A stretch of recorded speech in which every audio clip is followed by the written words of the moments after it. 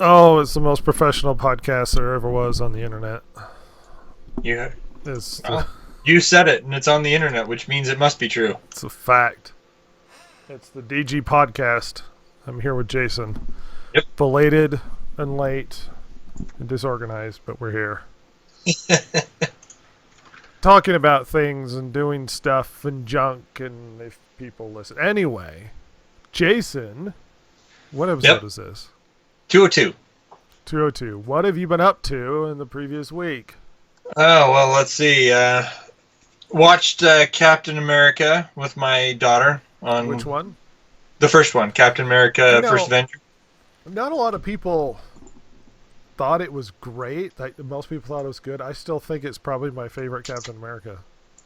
I'm kind of going back and forth between Captain America and Winter Soldier. I just like the whole World War II theme and the over the But top. I mean, I dig it.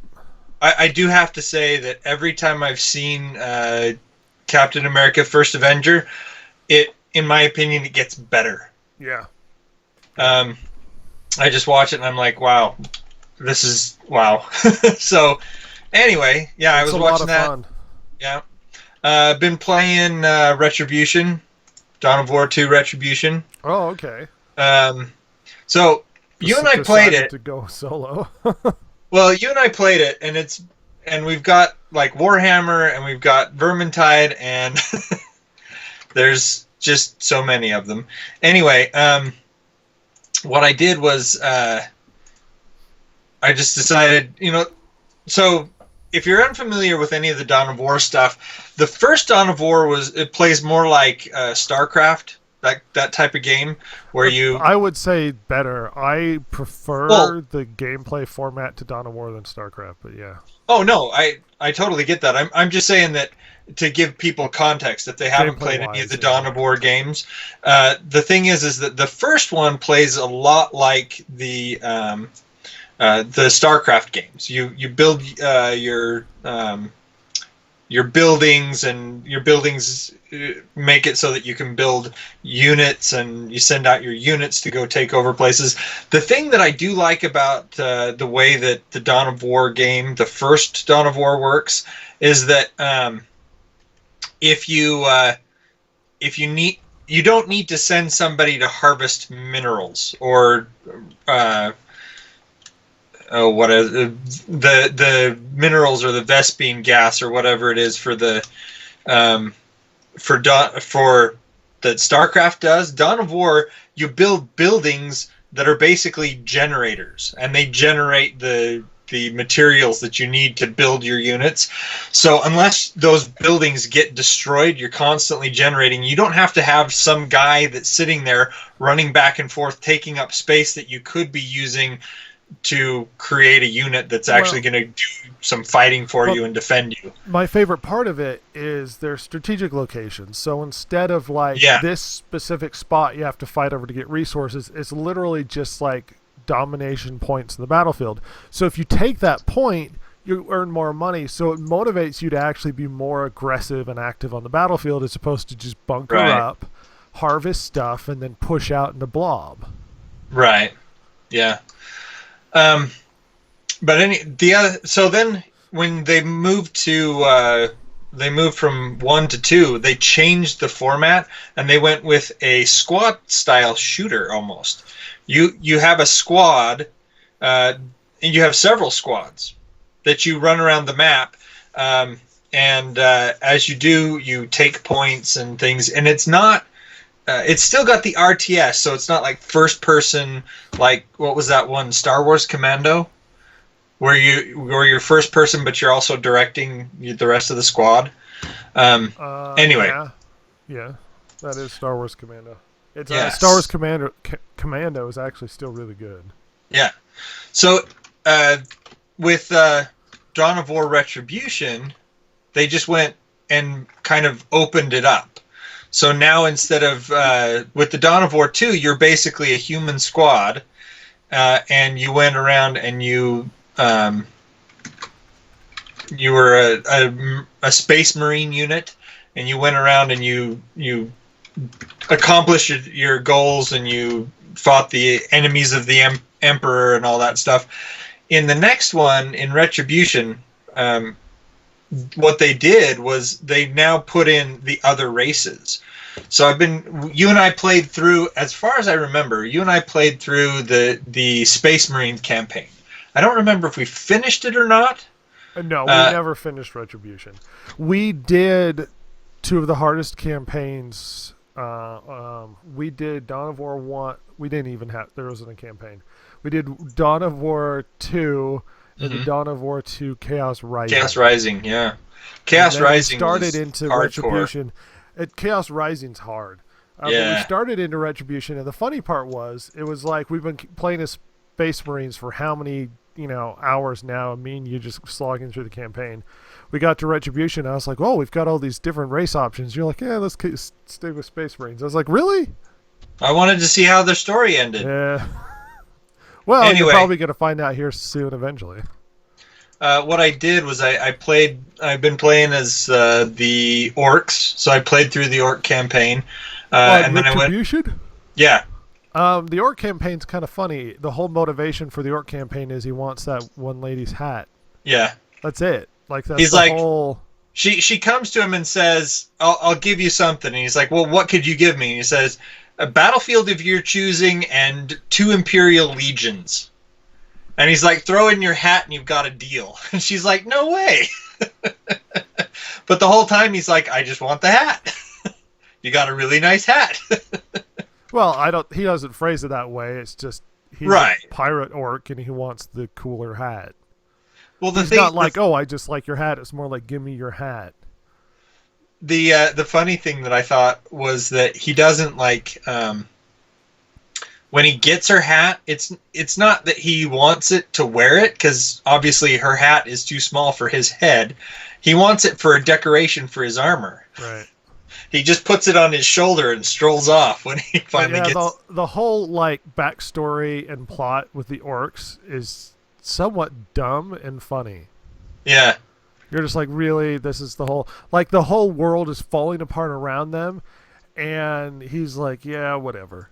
Yeah. Like, he doesn't care, and they're just doing their thing, and he's like, I want my hat. And then I played through as the Tyranids. Tyranids are very different. Tyranids are yes, they are. Not much of a story there with the Tyranids. No. But the Tyranids are definitely, you don't. So with the other, what was that? You sort of lose troops on purpose. Well, the thing is that as you go through, as you go through and you're taking down your enemies and stuff, your goal is, or I shouldn't say your goal, your troops are very different, because in all the other ones you have hero troops, and you can substitute them for like specialized combat troops and stuff, but usually the heroes have more bonuses and things. With the Tyranids, you have one troop or one hero, and the rest of them are just generic troops, basically. They call them honor guard and stuff, but they're really just basic troops. I did like some of the units that the Tyranids have, and the fact that you can basically you can even take some of the melee troops and make them into ranged troops. They've got some good ranged units. Yeah. So, other than that, had a thing at work today and yesterday actually. So since we're a technical college, we have my ear is a shut up chant. We try to get the high school students interested in coming, and so we start early with the junior high kids, and we have them come and we show them kind of what we do. So we've been doing that for the past 2 days. It's kind of funny. So they have us do this, and I don't think that anybody is really excited about doing it. They kind of have this, yeah, we're going to do this because we have to kind of thing. But no one's really inordinately happy to do it. And then the day after this thing gets over, they do this this lunch, and they call it the teacher appreciation lunch. And so they make us a special lunch and stuff the day after. And it just seems to me that it's the sorry we made you do this, we won't make you do this for another year lunch. So yeah, I built a thing out of some LEDs and a Raspberry Pi that monitored Twitter for certain hashtags, and then changed the lights based on how many characters people tweeted. It was kind of funny because yesterday I used the hashtag career days, because that's what we call it. And yesterday, this college in Michigan was also having their career days, and they were using the same hashtag. So when they tweeted, it would set off my display. So it was actually kind of helpful, because sometimes the students would do it and sometimes it would just do it, and I'd say, that's not us. That's somebody else entirely. So it was a lot of fun to a certain extent. Other than that, can't say that we've really been doing much. You and I were really busy on Saturday. We were busy Monday? Is that what you said? No, Saturday. I keep bumping my mic and I lose audio. My headset. What did you say? We were busy on Saturday. Yeah, we were busy Really Saturday. Busy. Yeah. I was kicking trash and taking names. Just one person, and we didn't fight as much as I expected. And he avoids it. See, this is what's so funny and weird. He avoids now us as, so like when I took my test, I fought like 5 people. I think I fought you, I fought Sam, I fought Patrick, I fought Kim. Yeah. And I fought Vaughn maybe. Maybe. It's like I got thrown through the ringer, and it was just, right. And it got to the point where it's like just it's not even like arrogant phrased. It's just bring on whoever's next because I'm too tired to care. Right. It's just like it's going to happen whether I am ready for it or not. So might as well just. Before a fight, when you're specifically going to fight somebody, you're thinking, okay, well, they fight like this, I need to do this, and so you're overthinking it and doing all these things. When you have a lot of people to fight and they're all really good, you stop thinking about it and just be like, I'm just going to punch the next person that comes forward. I'm not going to think, oh, I need to shift my weight and do that. It's just, you just hit people that come at you. And it actually makes me fight better because I think less about it. But this time they didn't, and there's a reason why sparring at belt tests have been different. And that's because it's my fault. Oh, yeah? Because Cole shows up, and I don't like him, and then it makes it awkward, so Gary just doesn't let him fight. And so all of a sudden, the amount of fighting that happens dramatically decreases because he doesn't want to make it obvious, but he doesn't let Cole fight when I'm there. Because he knows, because I don't like him so much, I'm going to injure the kid. So we only really fought once, and Brian got thrown to the wolves. And to his credit, he did his best, but man, he does not know how to deal with me when we fight. Well, the funny thing is that like my kids afterwards, they're coming over and they're asking me, so what did he do wrong? I'm like, he didn't do anything. What are you talking about? He didn't do anything wrong. What do you mean? What? Because I was mean to him or something? I think that they're like, he lost because he didn't get as much points as we did. Yeah, well, he didn't really lose. See, Brian really likes to learn how to fight. He doesn't get very many opportunities.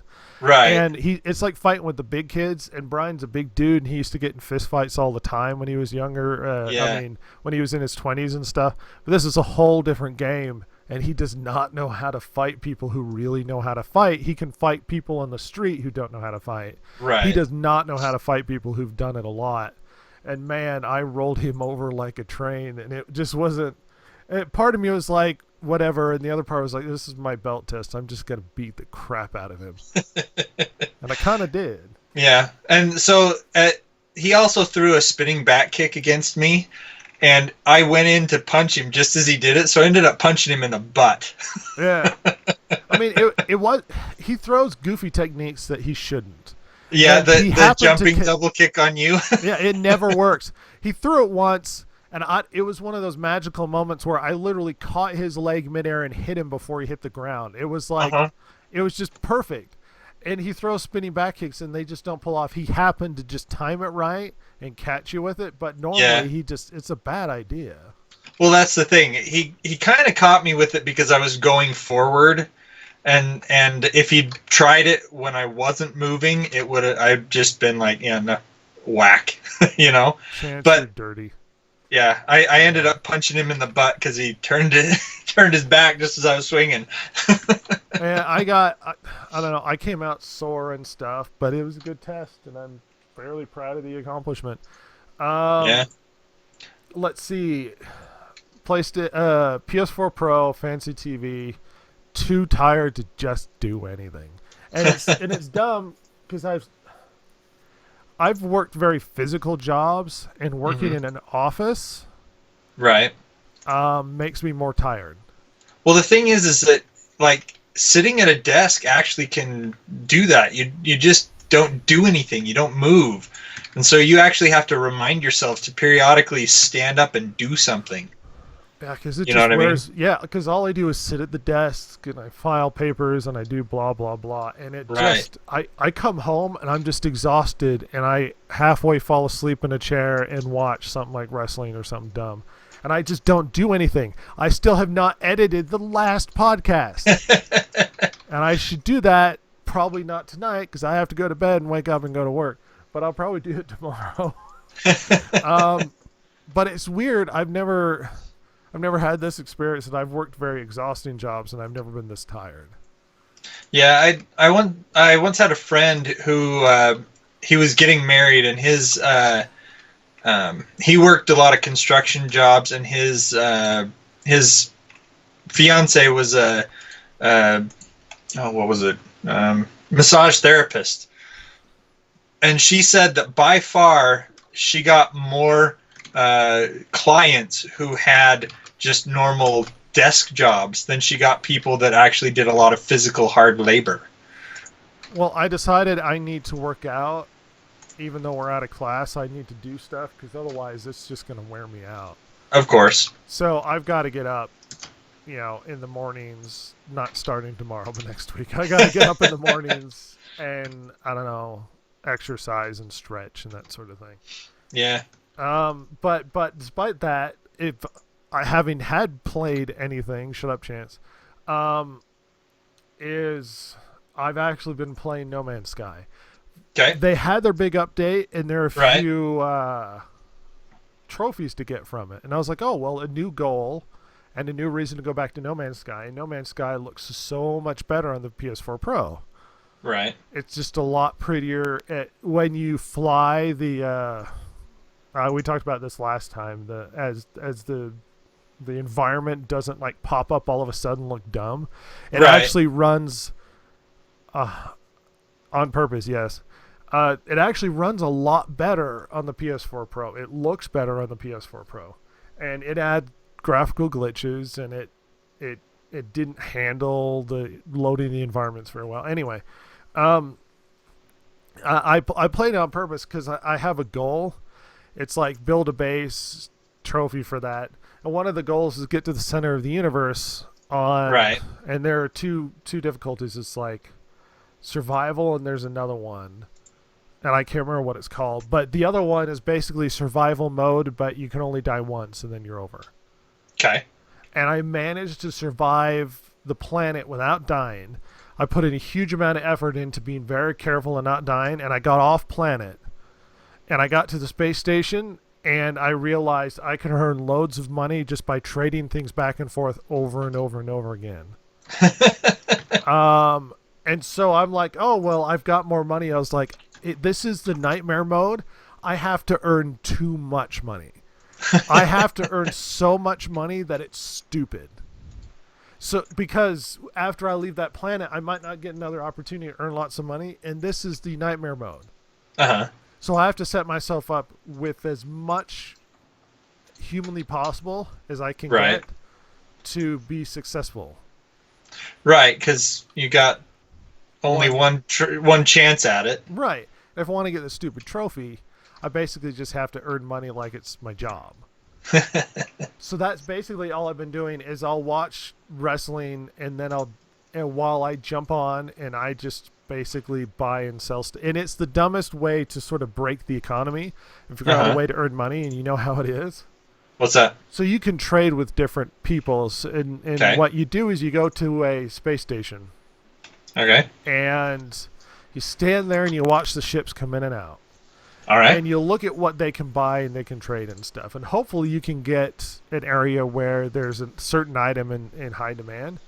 Okay. And so what you do is you buy a fairly expensive item as much as you can at the low end and then sell it to guys who really want it. So I'm buying stuff from one ship, running over and selling it to the other ship.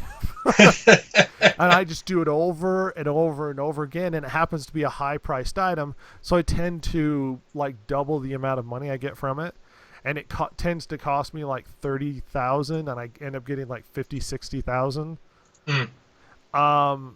And I just crank that out, and I'm still very low level, beginner ship, almost no items, and I'm cranking money out every time I do it. And I was like, oh, I've got a lot of money. Maybe I should. Nope. I need to do as much as I can and earn as much stupid money as I possibly can if I'm going to beat that. So I do that sort of relaxing, just buying and selling stuff. And then, I need to re-pick up Tomb Raider. I need to do a few other things, but at the moment, I'm just having a blast.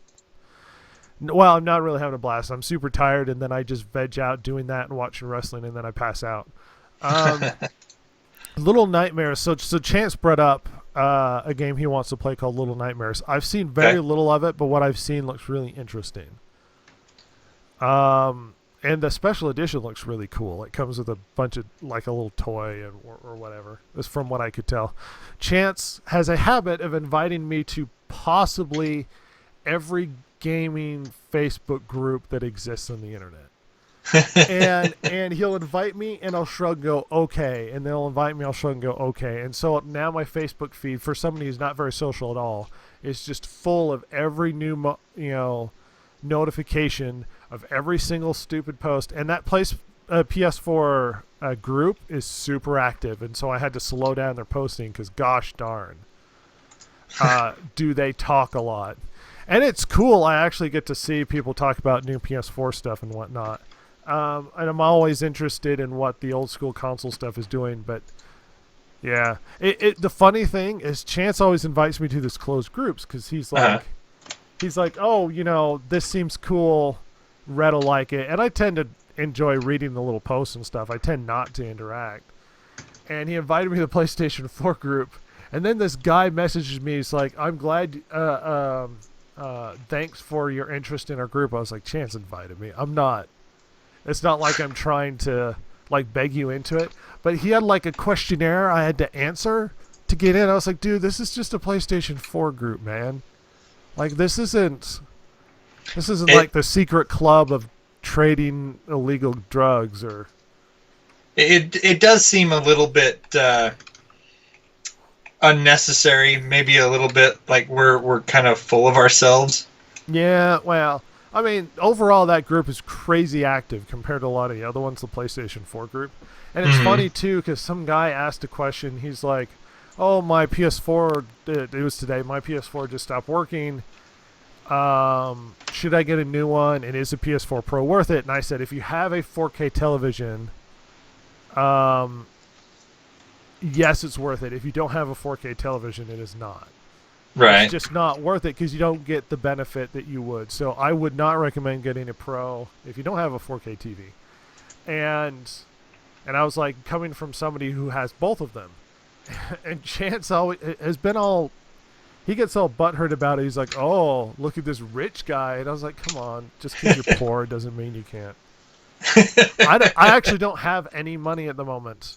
I went and donated plasma today just to like up my $12 bank account. So. Well, you don't have any money because you bought a TV and a PlayStation Pro.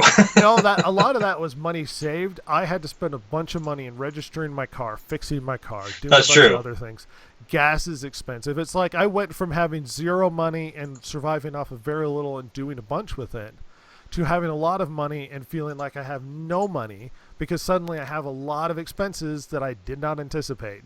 It's like, oh no, I have to buy car insurance and you know what I mean? Like I'm like I've got the highest paying job I've ever had, and I'm working a lot, and I've got like $12 in my bank account. I'm like, this is stupid. But the thing is that it makes sense when you think about how this happened. It's not a good fun. I'm taking it personal anyway. I mean, you're sitting there and you're going, well, it's the highest paying job I've had and all that stuff. And then you're like, well, when I got this job, I suddenly needed to get my truck out of storage because I wasn't really using it. And then I had to go and make sure that it was roadworthy and blah, blah, and so I had to fix stuff on it. I had to register it, which is like $100. And then I had to become a notary, which was expensive. And then I had to do a bunch of other stuff. Gas is expensive. I had to get an oil change. It sat there for too long. I had to charge the battery before that. It's just, it's like these expenses started piling up. I had to register. I had to get insurance. All of a sudden, it's like a big chunk come out that month, and I was like, "Where did this all come from?" Exactly. I mean, makes sense. It just got out of control all of a sudden, and it's not fun anymore. I come home tired and sleepy, and I'm supposed to be able to like reap the rewards of the money, and the only expendable money that I have is plasma money, which I already got in the first place. I was earning that already, but now all of a sudden it's still the only money I have. Yeah. Chance is apparently applying for a job tomorrow, so good luck on that. So he's got a job. He's not really happy with it. T-Mobile, and the job he's applying for tomorrow earns him more money. And he's got to do the responsible thing because he has children and earn better or whatever. Yeah. He's a decent salesman, and he tends to do really well. It's just he needs to find a place that doesn't freak out when, the weather changes and, sales dip because areas are different and blah, blah, blah. It's stuff where you have quotas and stuff is dumb. Yeah. Because it just never works out. Well, the thing that I've always hated about quotas is it's always, the quota is always based on somewhere else that's not where you are. And so they have different sales habits. Like you said, the weather can affect it. It's just like this place, for whatever reason or other, they just happen to buy more of whatever you're selling. And so it's totally unreasonable to expect the entire company that's like a nationwide company or even a worldwide company to have the exact same sales figures in all locations. You have to figure out different strategies. Just because one strategy works in one place does not mean it will be effective in any way, shape, or form in another place. And yeah, it's just... The funny thing with my job is I hear a lot of interesting stories because it's all drama because of where I work. Right. And I can't share any of it because I'm under a non-disclosure agreement. Right. Yeah. But they're funny, weird stories because people just act just the worst. Yep. But yeah, it's just, whatever. Podcast. So, there was a couple topics we could bring up. Actually, I was gonna the new inductees for the Video Game Hall of Fame came out I think it was today or yesterday. Oh yeah. Yeah, Halo made it. Oh, good for Halo. Not that its financial success wasn't reward enough. Right. I'm trying. Let's see. The inductees. I was just curious because I'm like, really? They have a video game Hall of Fame? It's not really that old. It's like only a couple years old. No, but they try and make themselves legit, but yeah. Let's see. Halo Combat Evolved got inducted. Pokemon Red and Green got inducted. Street Fighter 2. And for whatever reason, Donkey Kong. I have no idea why Donkey Kong wasn't in there already, but whatever. Oh. Yeah. So. Also, it looks like Doom. Doom was last year. This year was, yeah. So, so there are two stupid stories that we can address. Okay. That have happened in the last while. I don't know how to decide which story to address. How about we deal with Bill Nye? Okay. Okay. All So right. I'm not going to get super political, but you'll probably imply where I stand on this issue. So Bill Nye has a new show on Netflix. Okay. Yeah, I heard about that. And everybody's excited, blah, blah, blah. It's really stupid. And most people who like Bill Nye nowadays like him because of nostalgia reasons, because he was the science guy back when you were a kid. Right. And he has his own show now. And it's weirdly political and not about science. It's about him sort of pushing his political opinion and agenda and not really scientifically based anyway. And so the internet sort of exploded with the whole, this is really stupid. And guess what? Bill Nye isn't actually a scientist. He graduated from, I think it was Cornell with a, mechanical engineering degree. Okay. He has no scientific background. And one of the funniest memes is Dolph Lundgren is apparently more qualified to host a science show than Bill Nye is. Which is incredibly hilarious to me. He's got like a PhD in biology or something. Yeah.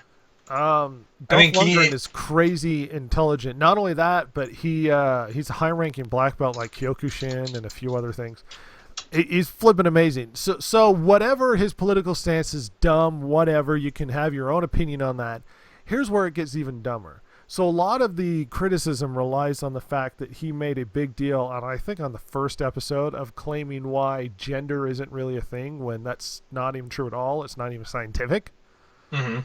And people went out of their way to point out on his original Bill Nye the Science Guy TV show, which you could watch all the past episodes on Netflix itself, from the 80s or 90s or whatever it was. And they pointed out on one of those episodes him scientifically explaining two genders in a species and why there are two genders and that sort of thing. So you have this narrative from, decades ago that there are only two genders, and the narrative now that gender isn't really a thing. And so people would point out, oh, well, what about this time when you claim that there are two genders, and sort of poke fun at him and yada, yada, yada. Here's where the discussion is necessary. Okay. Netflix went back into the old episode and edited it and took that part out. Oh. Yeah. It's almost like historically scrubbing something that happened because they want to pretend that Bill Nye didn't say that to sort of promote whatever agenda and point of view. And not only is that weird and scummy, but inaccurate, not scientific, and solely based off of sort of trying to change. And that made more drama than simply leaving it there and letting people criticize them. Because all of a sudden people are like, really? You're going to now remove it? Like it wasn't even on Netflix at some point? We knew it was there. We were making fun of you for it. And now you took it out to pretend that it never happened? Yeah, you said there were two genders, and now you're saying that, oh, it's because of political changes. There's a scientific fact. Biologically speaking, there are two genders. Now, you might feel one way or the other, or whatever your emotional, whatever floats your boat. I'm not going to get involved in that discussion. But for crying out loud. Yeah, that's just a little bit too over the top. To erase it from history and pretend that it never happened. This is the most double-speak Orwellian nonsense I've ever seen. This is going back and changing the fact that we were at war with one country, now we're at war with another. You know what I mean? Right. It's like it was something, but now it isn't. Yeah. That doesn't even make any sense. No, it doesn't make any sense. So suddenly it changed history because actually it didn't happen. See? We took it out. It's like, no, it totally happened. And now you've actually underlined the fact that it happened several times because you just brought all this attention to it that you were trying to remove. Like you just said, it would have been totally better if they just ignored it. People would have eventually forgotten about it and would have moved on. Yeah. But now because this big drama on the internet, because they're like, oh my gosh, they edited the previous episode. They edited an episode from decades ago to pretend that he never said it. Yeah. And because they edited that episode, now people are, people who before didn't care. This was just a couple of people making fun, maybe a few hundred people making fun of Bill Nye because he said it and then he said he didn't say it or whatever.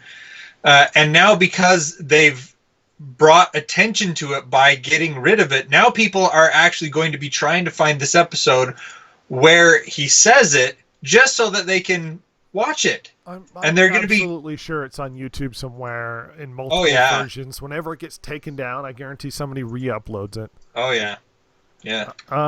Apparently, Chance says that Dolph Lundgren has a master's in chemistry, chemical engineering and chemistry. Yeah. Plus, he must break you. That's true. Yeah. Chance's comment is the political left is nothing if not historical revisionist, factual. Yeah. Yeah. To say nothing of totalitarian, which is hilarious given their supposed disdain for fascism. Google changed the definition of fascism. Did you hear that? What did they change it to? Oh, so let me find it and quote you this. Okay. So it was another smear.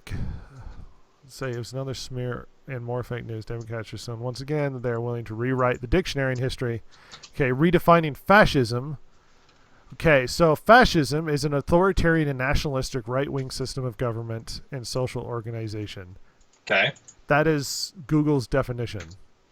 Okay. There's a better comparison on here. Let's see, Newspeak.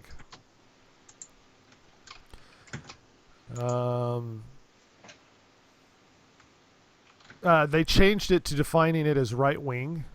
Oh, yeah. Okay, so the Merriam-Webster Dictionary defines fascism as a political philosophy, movement, or regime, such as that of the fascisti, that exalts nation and often race above the individual and that stands for a centralized, autocratic government headed by a dictatorial leader, severe economic and social regimentation, and forcible suppression of the opposition. Yeah. Forcible. Okay. And Google's definition is an authoritarian and nationalistic right-wing system of government and social organization. It's now just a social organization. Literally, they're rewriting. It's no longer a form of government. It is a social organization. And they're specifically saying right-wing when frequently, historically, fascism came from the National Socialist aspect and the direction of a very left-wing ideology. Because it was more about a collectivist mindset, even though in a nationalistic sense. Right, right. And it really wasn't that right wing. The only reason why people claim, well, it's basically changing the term so that when you say somebody you don't agree with is fascist, it makes more, I guess, definition sense. And this is literally rewriting it so that you can feel better about defining somebody one way when they're not. Right. It's like fascism is a literal form of government. It's an ideology that people believe in or, not very much anymore. And going, well, you fascists. And I was like, I don't believe in any way towards National Socialism. I don't believe in authoritarian governments and yada, yada. What? Because I believe in limited government, that somehow that means I want more powerful government? Yeah, evidently. It's just dumb. And it's this whole Bill Nye, it's a very revisionist list. If we can't win the argument, let's change the facts. Makes sense. I mean, that's what they're all about. Let's change the facts. I don't know if you have nothing more to add to that. We can jump into the other topic we have. No, I don't have anything there else. Needs to be a genophage that affects only liberals. Wow. Yeah. So that they can only have one child. Actually, the liberals already have a genophage. It's called Planned Parenthood. Factually, nice. That's kind of true. Anyway, nice. We produce more than they do. So the other topic, which baffles me beyond belief. Okay. So there's a big announcement recently, and we rumored this and then we confirmed it. Anyway, Call of Duty is going back to World War II. Yeah. And they released a trailer and it looks cool. It's very World War II. And part of it is because they got a lot of negativity because of the future Call of Duty. Right. And they looked at this is backlash, yeah. Yeah, they looked at Battlefield 1 and they're like, oh my gosh, they went old and it's super good and super popular. So they're like, oh, well, let's go back to the thing that made us famous in the first place and make another World War II Call of Duty. I'm game. I always love World War II. I'll buy it even if it sucks, probably. So, sounds great. Super excited. Polygon apparently wrote an article claiming that the new Call of Duty set in World War II is sexist, tokenistic, and whitewashing history. Oh my gosh. Do they even know what their words mean? I think they do. So a lot of the claims, let's see if I can't open up Polygon's article. We can address this, shall we? Gosh, Polygon has always been dumb. Treyarch. Okay. It's like that article I read last week where they were talking about video games being better off without story. Like, what? Okay, so let's read a little bit of what Polygon has to say. Since American pop culture took control of World War II as a narrative, it's always been presented as a white man's war. It is a white man's war. By and large, the vast majority of the conflict occurred in Europe and then Asia. And then it says, from the sands of Iwo Jima, which involved Asians, so I don't know what his complaint is, to the Great Escape, which occurred in Germany, the Thin Red Line in Europe, which is Saving Private Ryan, also in Europe. That's the only perspective you get. Call of Duty World War II isn't going to change this, but it sure wants credit for trying. Activision and Sledgehammer Games pulled the wrapper off their Glamour franchise today, and despite the exclusively white and male makeup of those doing so on stage, they didn't have females in frontline combat units, you morons. Well, this is very obviously stupid, but let's continue. They want you to think that this is a more inclusive tale of World War II. It may yet be. We won't know until November 3rd. For now, the tone-deaf manner in which this all-white production checked all the diversity boxes. Women check, an African-American unit, and even a child. Reduced everyone else to a bullet point on the back of a box. Yet another feature, we've got a private multiplayer beta, we've got zombies, we've got black people, we've got women, we've got a Jew. It reads like a marketer's checklist for suitable diversity. I agree, it does read like a marketer's checklist. It's dumb. A roster of token characters that doesn't acknowledge their experiences more than it pats the publisher on the back. Sledgehammer staffers' repeated references to Brotherhood also speak clearly to the fact that this game will be told from a very traditional perspective. What perspective different is there? The fact that 99% of the people that died happened to be white. And male. Look, Jason, if we had a movie about, let's say, Vikings. Uh-huh. And they started including a lot of black people and Asians and, let's even take it to the other end. If we made a movie about African tribes warring with each other, I would be somewhat confused at including a diverse cast with white guys and Asian people and maybe some Hispanic guys in there, and then so for like some reason women fighting in the Zulu army, or you know what I mean. So you mean a movie with Matt Damon in China, yeah, fighting on the Great Wall, or Tom Cruise in Japan as a samurai? So I'm all for diverse perspectives. Uh-huh. However, and there were African American units in World War II. There were even Asian units. The Tuskegee Airmen. Uh-huh. But look, they were the minority. But Jason, that's not the point. The point is, if you're telling a factual story about an event that happened, I'm sorry, but factual historical evidence means that there was more white people than Asians involved in the conflict. And no matter what you seem to think happened, it's like they sit at home and they're like, well, this movie needs more diversity. And the other guy goes, but it's not about diversity, it's about actual things that happened. It's like, how many Asians were sacrificed during the Salem witch trials? 0. None. How terrible and whitewashing and undiverse that movie happened to be, including 0 Asian people. Well, you know what the hell? There were no Asian people in Salem at that time. And I don't know what to tell you to get this wrapped around the thick skull that these people have. Look, I don't mind diverse perspectives, but diversity for the sake of diversity is garbage. It is nonsense storytelling. If I watch a movie about Asian kids growing up in LA and the movie happens to feature mostly Asians and Asian perspectives, then I would probably shrug and go, well, that's kind of what the writer was trying to do, is give the perspective from these Asian kids growing up in LA. Right. Not well, why don't we have an opinion from that black guy? Because that's not what the movie's about. Now you can't write a story based upon what the story you want to tell. Now you have to structure it solely based off of, you got to have a white guy, you got to have a black guy. Women have to be active and masculine and in combat as well. Asians got to be featured. Every possible, that if at all possible, there's got to be a guy rolling on to D-Day in his wheelchair, because we're missing the disabled, and that's not fair.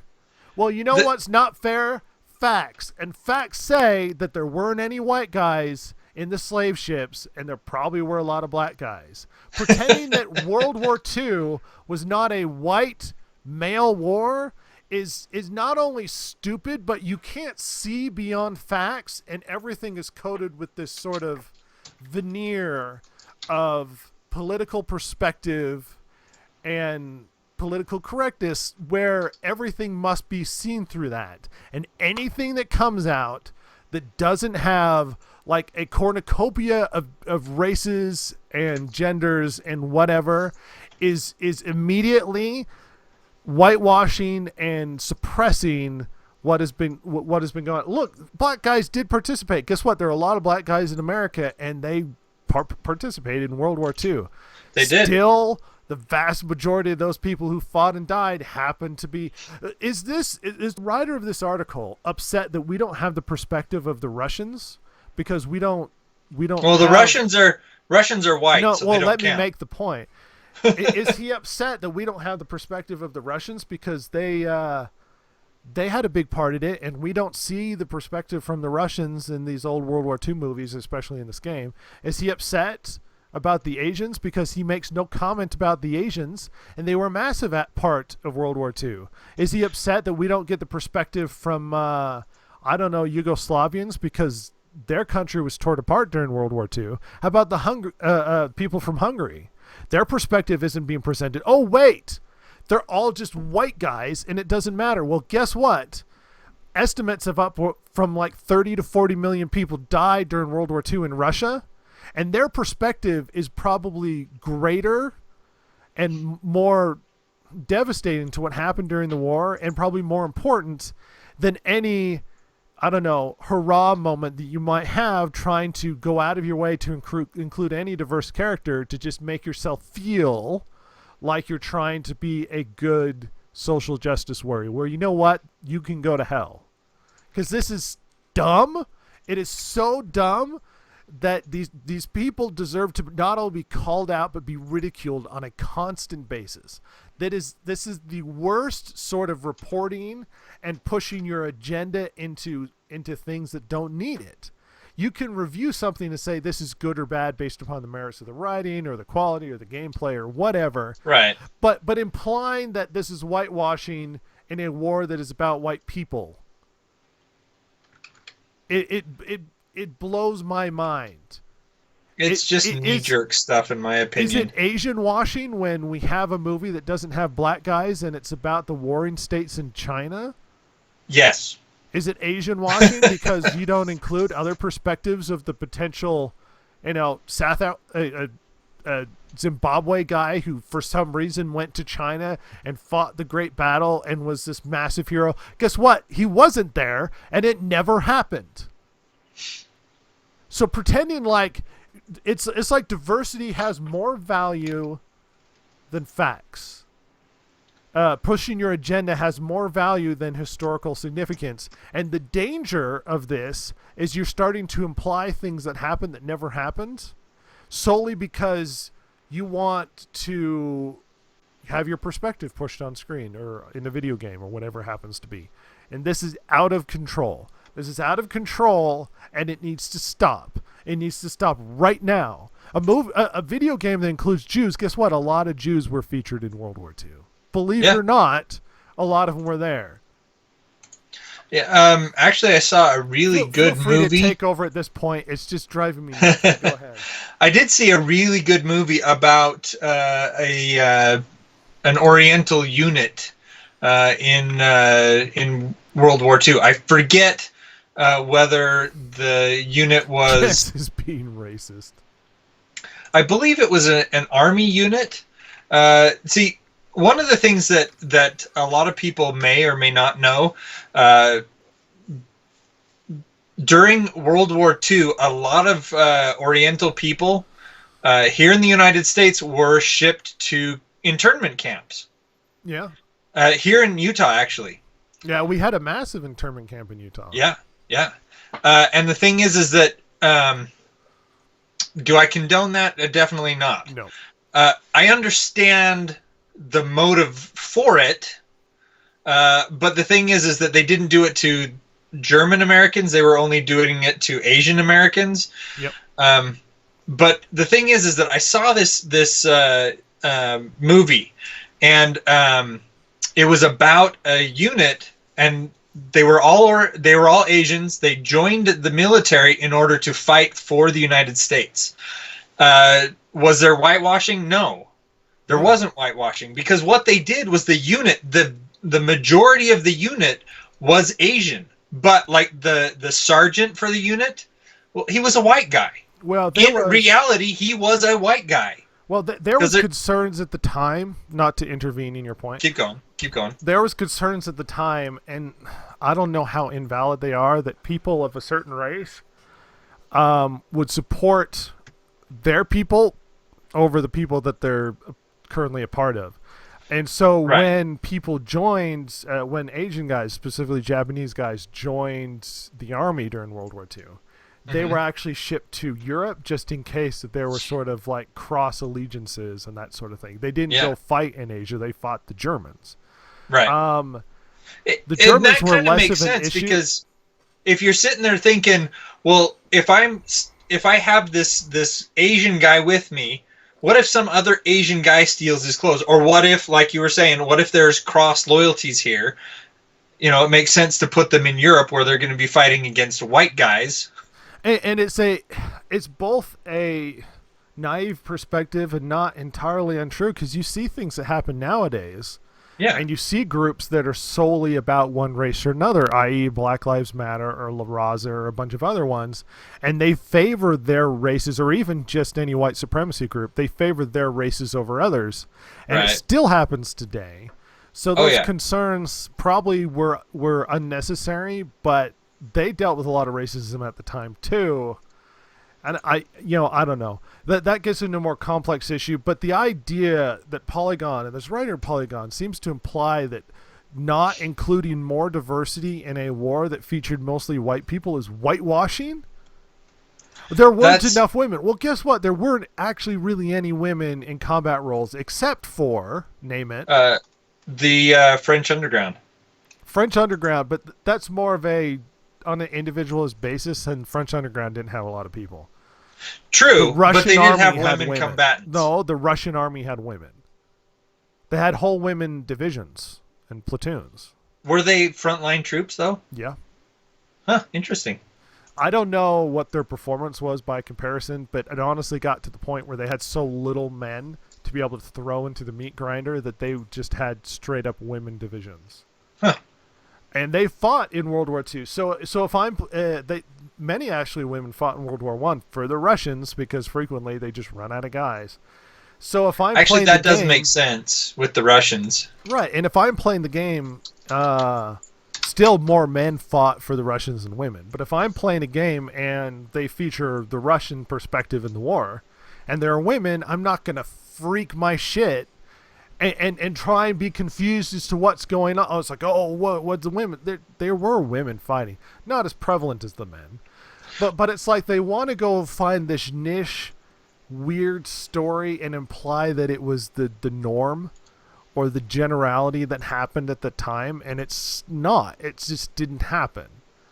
And I don't know how to explain this more clearly to somebody who is just dumb as horse manure. I don't know how to explain it to somebody who cannot see through it's like when I see something, it's like, oh, well, I'm going to go see this movie. Yeah, but there aren't enough of, diversity, and when I watch it, I'm upset. Dude, the movie's about, like, Native American tribes. Why are you confused there's not enough diversity? Yeah. We're making a movie about the Old West. Let's put cowboys and Indians. Yeah. I mean, the thing is that were there Chinese in the Old West? A lot. Actually, yes, a lot. Quite a bit. There were some black guys, quite a few guys who escaped slavery or even participated in the Civil War, fled to the West. There were some well-known black cowboys, but we're talking like less than 1%. But they were by far outnumbered by the white guys, the Indians, and the Chinese. Well, I watched what movie? It was a cowboy movie that came out recently. It's like it was based off an old one. Anyway, it had Chris Pratt and Denzel yeah, I know who you're talking about. Magnificent Seven. Yeah, it was a really good movie, and it had a fairly diverse cast. Denzel Washington was in it, and there was a guy literally from Japan. And I went, well, that's kind of dumb. And then I went, wait. This is actually based off of a Japanese story featuring a Japanese guy in this movie. Isn't that dumb? Yeah. It's like, that's cool. But I don't know how to... It's one of those things, if you guys are unfamiliar with the story behind Magnificent Seven, go watch Seven Samurai. Yeah, it's based off of Seven Samurai. Let me read a little bit more. From what we saw and heard about this game today, the tradition doesn't genuinely include brothers or other races or brothers who don't identify as male. It's important to note that segregation was still very much enforced during the time period. True. Yeah. In America, I don't know what you imply when it comes to a world war, and you know what? Asian countries tend to be fairly segregated anyway, including within the American military. And judging by the attention Sledgehammer is paying to period firearms and sounds they make, Call of Duty World War II is all about preserving historical authenticity. That leaves fighters of color, fighters who are women, which aren't very prevalent, in supporting roles. It's not even known if they are playable. Why would they be playable? Playability is the special obligation of interactive entertainment in telling a story, an obligation that movies like The Guns of Navarone or The Longest Day don't face. Even in hindsight, 50 years later, a lot of different people are going to play Call of Duty World War II. Just because brothers of different races didn't fight alongside each other doesn't mean that players in the year 2017 shouldn't inhabit and absorb all their experiences. Holy crap! He literally made the argument, just because people of different races did fight alongside each other doesn't mean that we shouldn't change history and do so now, so that when people play the game, they go, oh my gosh, look at the inclusivity and the diversity in the game. How? I don't know. Oh my gosh. Jason, someone save me. I think we should just go find, some way to talk to this guy and let the air out of his head. He's got way too inflated of an opinion of his own, of himself, and holy cow. If you're striving for historical accuracy, you don't change history. He literally implied it's, even though it doesn't make sense historically, it's more important in the year 2017 that we get all of the experiences. You want all the experiences? This guy then let them make their game and play it the way that they... Let me be specific. This guy has no brain and no testicles. He's not a man. He's a pathetic little child. And he just doesn't understand. And instead of the laborious effort I've made to try and refute your argument, at this point, I'm just going to reduce it to insulting you personally. Because you're just an idiot. I don't know how to explain it to somebody who is far too indoctrinated to understand facts. I just don't. It's just his political agenda is more important than historical accuracy. It's basically what he's saying. He's like, but we need to be more inclusive. Well, you know what? It would be a little weird if when people were storming the beaches on Normandy that there were a few transgender guys running in dresses. It would be a little weird. Or even if there was a platoon of women. Yeah, it would be a little strange because it didn't happen. No. It didn't happen. I don't know how upset you are that the Guns of Navarone didn't include a lot of women. But guess what? The Guns of Navarone historically did not include a lot of women. I'd have to look at that. I don't even know if the Guns of Navarone actually happened. It might just be a story. Here, let's read more, just so we can get this out of the way. Sledgehammer Games top studio brass Glenn Schofield and Michael Condrey talked up Call of Duty World War II's new features, improvement over previous iterations, and all other stuff Call of Duty fans want to know. Then came like an awkward Thanksgiving dinner conversation. The conspicuous and almost patronizing mentions of race and gender, again reflecting back to the white male perspective. We also fold in a story of diverse and global characters, Condrey said of the cast of characters after talking about its largely American male cast. We proceeded to talk about a British male soldier. Oh no! Schofield followed this with a reference to the game's female lead, Rousseau, the powerful female leader of the French resistance. I don't think the French resistance had a sole female leader.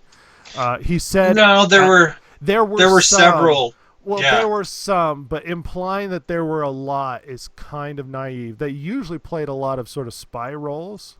Yeah. Some played a minor combat role, but the majority of the French resistance happened to be French men, too. So I don't know why they always have to make this big deal about, oh, look at that French chick with the Tommy gun fighting the Nazis who conquered her land. I was like, yeah, there were some, but it's like you're overemphasizing it simply for the sake of overemphasizing it when there weren't even that many. Blah, blah, blah, blah, blah. Yeah, a powerful female character. We get it. Like he's not even happy with them doing these token efforts because of crap like this. They're making an effort to try and include a female character in the game, and he's like, ooh, look at their effort. Yeah, it's a powerful female character. We get it. I was like, they're trying to cater to your bullshit perspective on the world, and it's not good enough. If she's not a different race or magically gender fluid, then it's not good enough for him or whoever this individual. I don't even know if it's a guy. And that was it. No other diverse global characters were referenced. Instead, Schofield and Condrey were swapped out so that the game's true stars could be shuffled on stage for their scripted interviews, each one armed with buzzwords. 3 white actors, including B-list Josh Duhamel, replacing the 2 white men who previously steered the conversation. Oh my gosh. Well, I don't think he understands how not just capitalism but popular media works. So let me explain it to him. I'm implying this is a guy. This is a self-hating, probably male white guy, but for all I know, it could be a woman. You see, when people make entertainment for consumption, they tend to make it to reflect not only their perspective, but the perspective of the target audience. They get more money that way. Yeah, because the target audience, see, what you're doing is you're trying to sell something because you need consumers, because that's what happens in a free market capitalistic society, which is basically the only successful form of society that you can find nowadays. Is it perfect? No, but there's nothing better than it. Right. So when you're trying to sell something, and I understand you don't clearly understand the difference, but the concept of supply and demand. You might be able to supply something that's very diverse and creates a lot of. Let's use Marvel as an example. That has a diverse cast of characters that does a lot of different perspectives like you might want. Mm-hmm. You might do that, but there's not an audience that wants to consume it. Hence, the Marvel's comic industry is dumping and doing terribly because nobody wants to buy the terrible stories they're shoveling. So when you try and sell something to what amounts to a, believe it or not, a Western, white, generally male audience, they're trying to cater, believe it or not, to a Western, white, generally male audience. Yeah. Because those who are making the game and those who are buying the game. Now, you might go, well, the games industry is global now. And I was like, yeah, that's true. But guess what? Japanese tend to make games that help, cater to a Japanese perspective, which is why we have exclusively, JRPGs and games solely set in Japan and yada, yada, yada. And guess what? When Japanese want to market worldwide, or at least capture the attention of American audiences, they tend to make it more American. Yeah. Because they're trying to cater to those audiences because, believe it or not, people are more interested in stories and plots and characters that are about them. So when you see video games that are developed in other countries, if they're trying to cater to an American audience because they want it to sell it to us, they tend to include white people because guess what? White people like to consume entertainment that reflects themselves. And in kind of to go along with that, if I could have been more condescending, but you know what? I don't think it will get through your head. Yeah. I'm trying to explain it to you like you're 5, and I don't think you have the mental capacity to understand it. Look, you could go, well, what about people in Africa, and they don't have enough money? I was like, well, first of all, they don't really have the capacity to produce enough entertainment to cater to what they probably need in entertainment. But I guarantee you, if you watch television in Africa, it's probably a lot of black guys on TV. You'd think so. And I don't know why that would confuse you, because it seems to confuse you now. Or maybe he would champion it, and it's all about advocacy of certain groups, and it's all about just suppress another group. I understand you're racist. I get it now. You're just racist. Congratulations, everybody. We solved the problem. Yeah, sounds like it.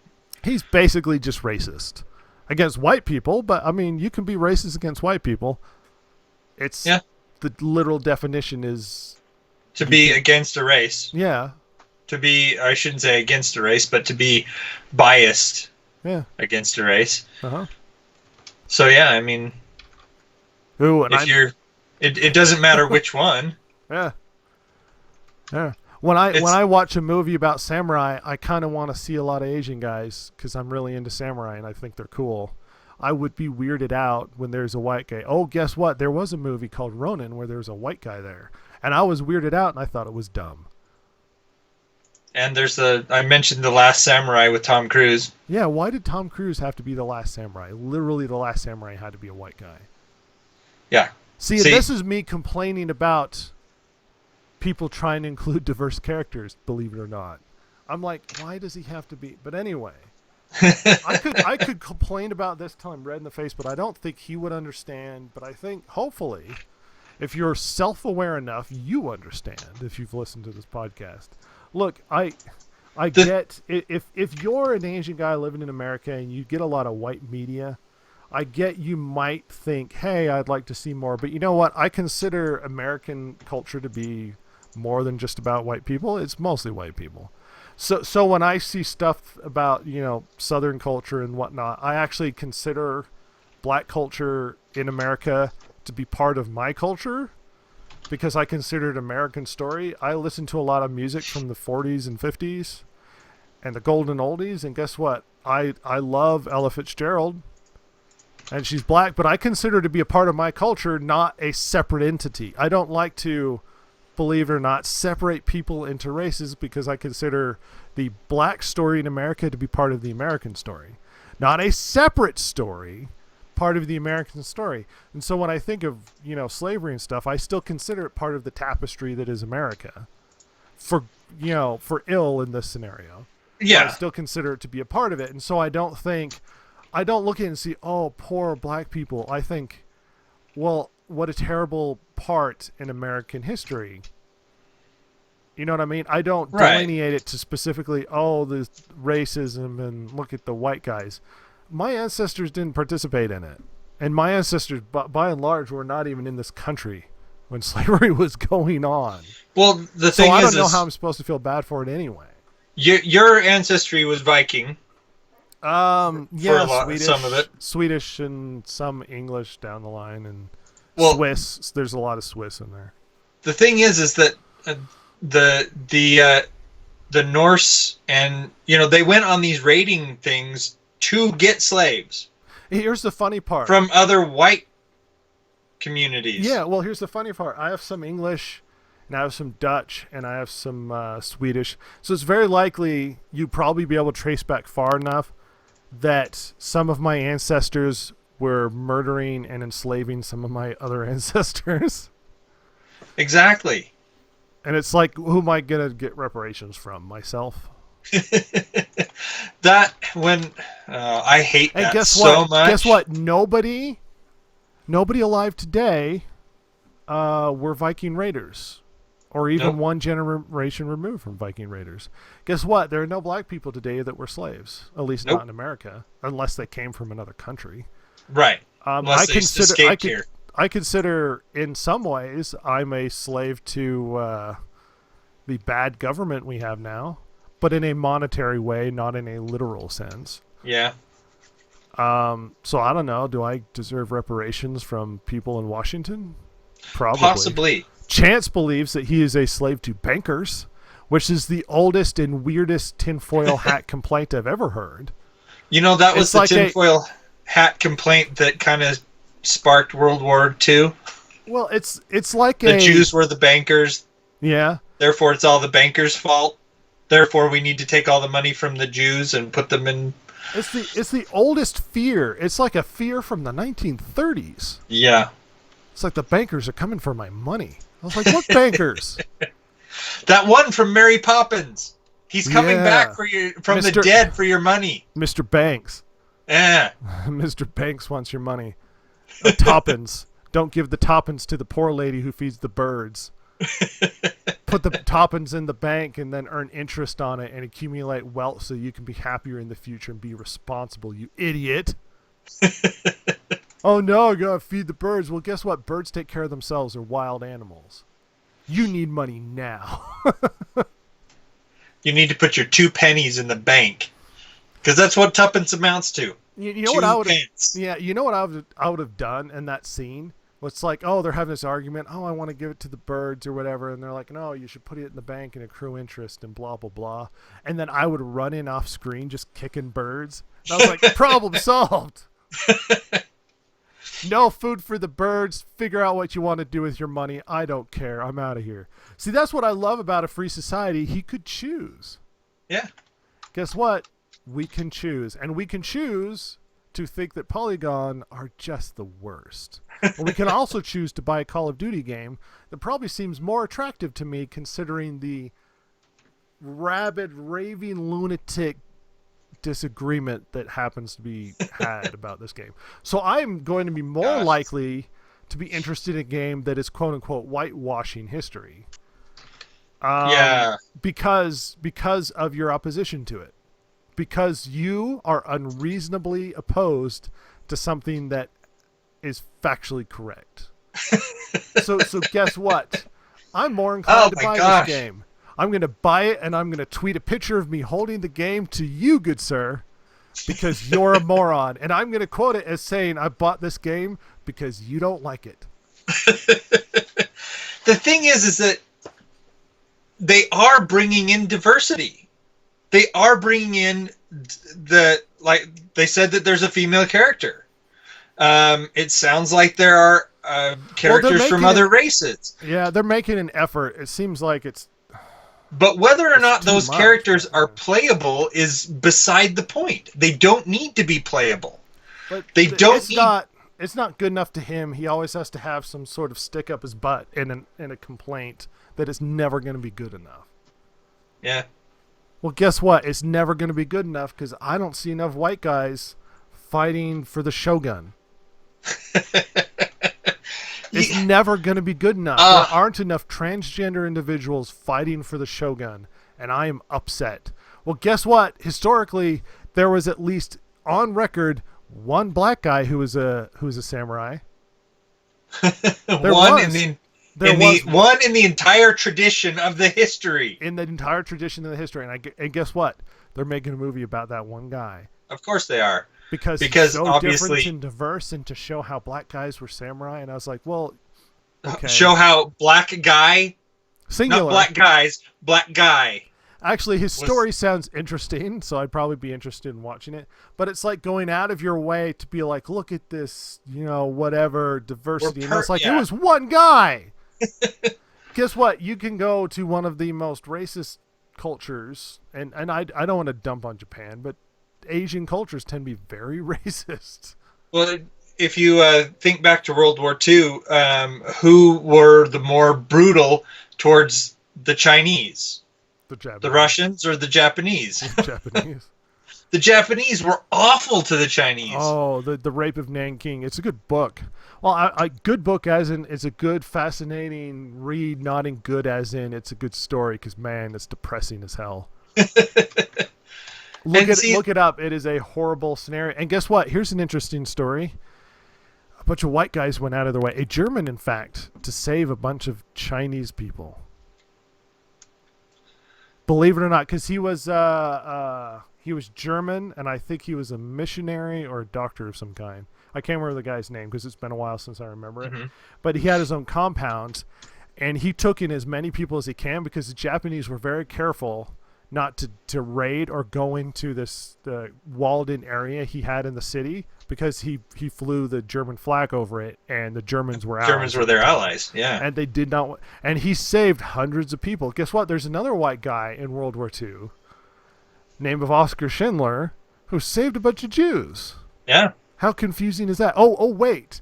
There was another white guy from Sweden who saved a bunch of people, a bunch of Jews who happened to live in Poland. So actually what we need to do now is have Spielberg go back and remake Schindler's List, only this time with a much more diverse cast. We will not settle for anything less than a fully diversified cast. It can't just be white guys. Oskar Schindler, now played by Jay-Z. Yo, we got to save this diverse group of Jews that are both converts as well as possibly transgender. Oh, that would be so terrible. I'm gonna end with this.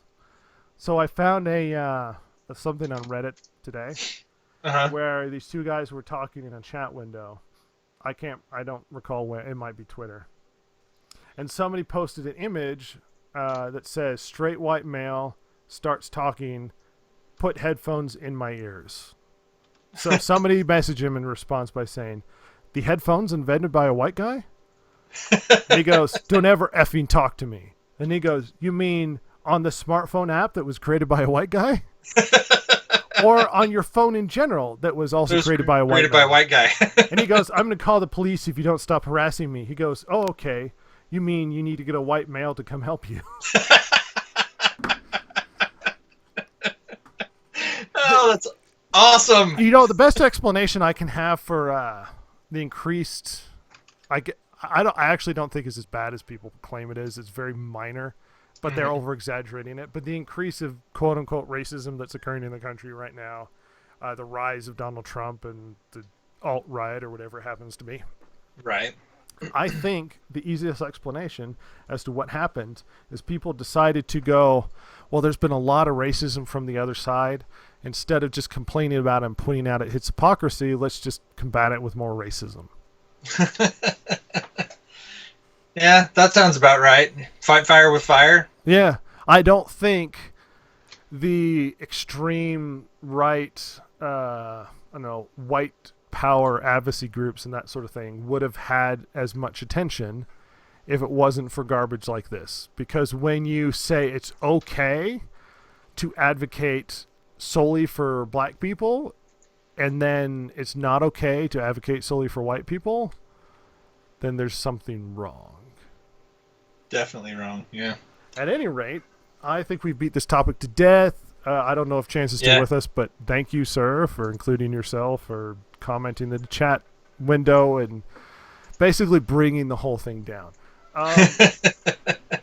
Of course, as always, me, your outspoken white male whose opinion you can... Yeah, whose opinion you can completely disregard because of the fact that he's white. Yep. You can super be racist and bigoted because and sexist because I'm a white man. Exactly. And disregard it because my opinion doesn't matter. And you're welcome to do so because guess what? Free country, and I don't care. I one, don't care, and two, I'm super happy that you have the ability to disagree with me. You know, the thing with me is I don't care if someone disagrees with me if they don't like my opinion. What really gets me is that they don't like my opinion because of my skin color and my gender. Yeah. Not the content of my argument. They hate it because of me. Because of what I happen to be. Not because the argument or my opinion is valid or invalid based on fact. But just because they don't like it because I have it. Yeah. Makes no sense. Bigotry is alive and well, everybody. And it comes in the form of a strange, politically correct SJW part of the American culture now. Yeah. It just... And it deserves to be mocked on a regular basis, as much as humanly possible. And much like Shia LaBeouf, we should force him to go hide. Oh, him and his stupid flag. And then track him down. Track him down as much as humanly possible because he is a stupid, stupid man. They ruined his art project. Did you see that? No, not just the flag. So he created this art project as an ancillary to the podcast. Okay. He created his art project where he was going to hide in the middle of nowhere in Sweden. And the art project is him and these other couple of guys had constant cameras on them for certain hours of the day. And they would sit there and you could interact with them. And the television would be in this museum somewhere. And so they were basically isolated and in the middle of nowhere, and the idea was the only contact they would have is through this camera. That sounds dumb. So you know what people did to mess with him? They would take pictures in front of his screen in the museum, wearing like Donald Trump hats and stuff. And the expression on his face of just utter like anger and resignation, like he can't do anything about it, is just priceless. It's just the best. It's worth Googling to see those images because, man, he is an unhappy camper. And yeah, I think he's probably going to go into hiding because 4chan just loves screwing with him. That's one thing about the internet. The internet likes to troll and mock you. Oh yeah, definitely. And if you just roll your eyes and go whatever, they tend to go away because they want a reaction. Much like children, they want a reaction. If you fight with them and make it a big deal, you feed the fire. They love getting a rise out of you, and that's basically what the internet does. And 4chan is the center of all of that. That's what 4chan does. At any rate, good luck, 4chan, in your quest for the complete mental breakdown and utter destruction of Shia LaBeouf. But once again, me, Rhett was here. Jason, the ever-present, ever-here, all-knowing God Emperor Jason. The spice must flow. The spice must flow. I'm going to cover myself in worms because it's super good idea. And we're going to get out of here. Once again, thank you, Chance, for participating in whatever minor way you happen to do. Go get a job, sir. The rest of us do. I can't. It's only been recently I've had a job, and now I have the opportunity to mock other people without it. It's a privilege. It's a privilege. A white privilege, perhaps, but a privilege. Yeah. But we'll say goodbye. Jason, leave us with something inspiring. Later, and let's all hope that Shia LaBeouf goes crazy. Hashtag dry Shia LaBeouf mad. Yep. Playing the outro, saying goodbye. Email us if you want to at thedistractedgamers@gmail.com. Playing out. Thank you for listening to this week's episode of the Distracted Gamers podcast. If you like the show, follow Rhett and Jason, the world's two most lethally stupid internet personalities, on Twitter at DG Podcast, or check them out at www.thedistractedgamers.com. If you loved or hated what you've heard here, email them at thedistractedgamers.blogspot.com and share your feelings. Not that Jason will care, since he hasn't any, of course.